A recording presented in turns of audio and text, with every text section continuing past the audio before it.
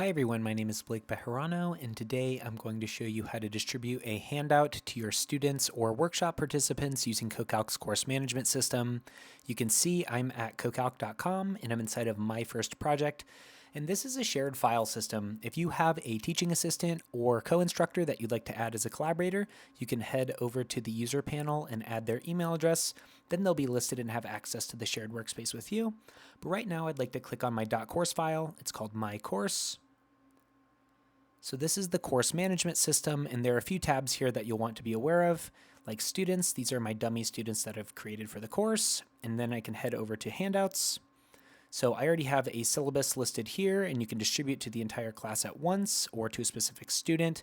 You can open it up, but you can also add a new handout using the directory structure from your home directory. And then you can choose a folder or a subfolder to be able to distribute. Maybe here I'll choose handout 1, add handout. And here you can see I have not distributed this yet. But that is just a quick tip and trick on using the CoCalc UI to distribute a handout to your students or workshop participants. But please like, subscribe, and follow for more, and I will see you next time. Thanks again.